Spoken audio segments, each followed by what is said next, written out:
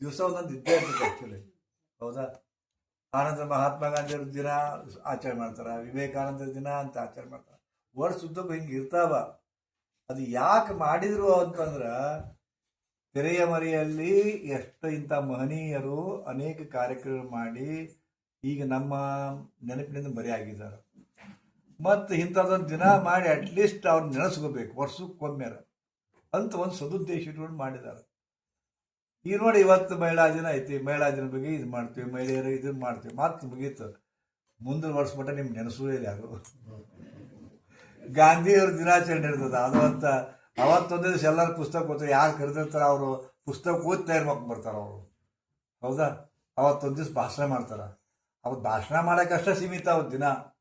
ಹಾಗೆ ಎಲ್ಲ ವೈದ್ಯರ ದಿನ ಎಲ್ಲ ಏನು ದಿನಗಳದಾವು, ಅವತ್ತೊಂದು ದಿವಸ ಆ ವ್ಯಕ್ತಿಯ ಕುರಿತು, ಆ ಪ್ರಸಂಗದ ಕುರಿತು ನಾವು ಮಾತಾಡ್ತೀವಿ, ನೆನಪಿಸ್ಕೊಳ್ತೀವಿ, ಮತ್ತು 364 ದಿವಸ ಮರೆತು ಬಿಡ್ತೀವಿ. ಹೌದಾ? ಇಂಥ ಇದ್ರೊಳಗೆ ಮಹಿಳಾ ದಿನ ಬಂದಿರುತ್ತೆ. ಹೌದಾ? ನೀವು ಒಂದು ಹಾಡ ಕೇಳಿರ್ಬೇಕು, ನಮ್ಮನ್ನು ಹಡೆದವಳು, ನಮ್ಮನ್ನು ಹಡೆದವಳು, ಹಡೆದು ಜೋಕೆ ಮಾಡಿದವಳು, ಹಡೆದು ಜೋಕೆ ಮಾಡಿದವಳು ತಾಯಿಯಲ್ಲವೇ, ತಾಯಿಯಲ್ಲವೇ. ಹಾಡಿದರು, ತಾಯಿಯ ಮಹತ್ವ ತಿಳಿಸಿದರು.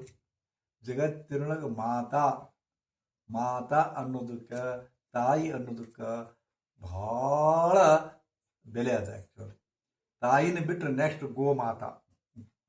ಹಳದ ತಾಯಿನ ಬಿಟ್ರಪ್ಪ ನೆಕ್ಸ್ಟ್ ಗೋಮಾತೆನ. ಯಾಕಂದ್ರೆ ಗೋಮಾತೆ ಈಕ್ವಲಂಟು ತಾಯಿ. ಅವಳು ಹಾಲು ಕುಡಿದ್ರಪ್ಪ ಅಂತಂದ್ರೆ ಆ ತಾಯಿ ಹಾಲು ಕುಡಿದಾಗ, ಮಲೆ ಹಾಲು ಕುಡಿದಾಗ ಎಷ್ಟು ಇನ್ಗ್ರೀಡಿಯೆಂಟ್ಸ್ ಇರ್ತಾವೆ, ನ್ಯೂಟ್ರಿಷನ್ ಇರ್ತಾವೆ, ಎಲ್ಲ ಗೋಮಾತೆಯ ಇದ್ರೊಳಗೆ ಇರ್ತಾವೆ. ಹೌದಾ? ಅದಕ್ಕೆ ನೆಕ್ಸ್ಟ್ ತಾಯಿನೇ. ಬಟ್ ತಾಯಿಗೆ ಸರಿಗಟ್ಟೋದು ಯಾರಿಗೂ ಆಗೋದಿಲ್ಲ. ಹೌದಾ? ಅದಕ್ಕೆ ತಾಯಿ ದೇವರು ಅಂತಾರೆ.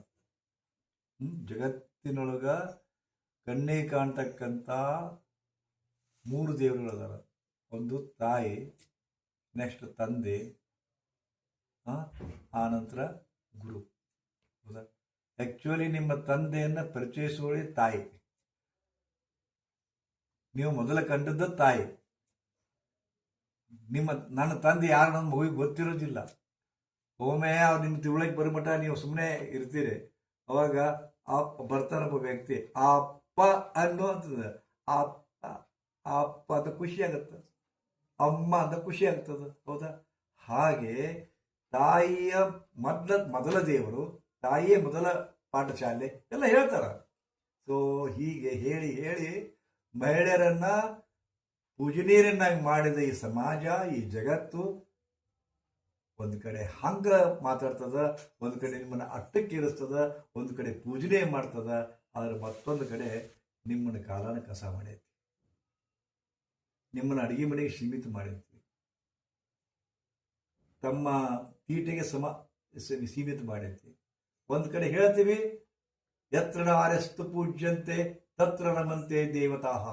ಎಲ್ಲಿ ನಾರಿಯರು ಪೂಜಿಸಲ್ಪಡ್ತಾರೋ, ಎಲ್ಲಿ ನಾರಿಯರು ಸ್ತ್ರೀಯರು ಪೂಜಿಸಲ್ಪಡ್ತಾರೋ ಅಲ್ಲಿ ಸಾಕ್ಷಾತ್ ದೇವತೆಗೆ ನಡೆಸಿರ್ತಾರ ಅಂತ ಹೇಳ್ತಾರ. ಬಟ್ ನಡೆದಿರುತ್ತೇನು?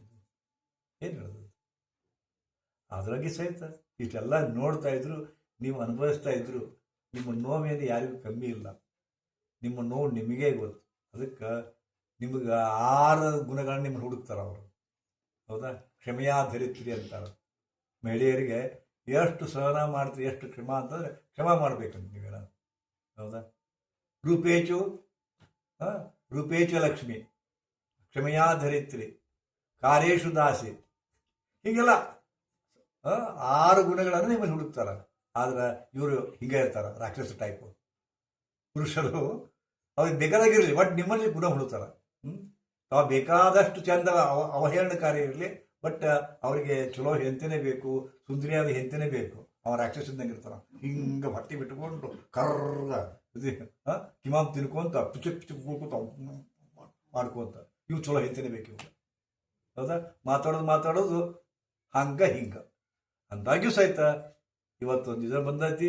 ಮಹಿಳೆಯರ ಬಗ್ಗೆ ನಾವು ದಿನವನ್ನು ಆಚರಣೆ ಮಾಡಬೇಕಾಗೈತಿ. ನಾವು ಮರ್ತ ಬಿಟ್ಟಿದ್ವಿ. ನಾವು ಮಹಿಳೆಯರ ದಿನ ಗೊತ್ತಿತ್ತು, ಆದ್ರೆ ನಮ್ಮ ವಿದ್ಯಾ ಏನೋ ಒಂದು ಇದನ್ನು ಮುಂದಿಟ್ಲಕ್ಕೆ ಒಂದು ವಿವೇಚನೆ ನಾವು ಮಹಿಳಾ ದಿನ ಆಚರಣೆ ಮಾಡೋಣ ಅಂತ ತಿಳ್ಕೊಂಡ್ರು. ಆ್ಯಕ್ಟಿವ್ ಅದಳಕ್ಕೆ, ಅದಕ್ಕೆ ಮಹಿಳೆಯರ ಕುರಿತು ಆಕೆ ಸ್ವಲ್ಪ ಮಾತಾಡಲಿ ಅಂತ ಮಾತಾಡಿ. ಅದಕ್ಕಿಂತ ಮುಂಚೆಕ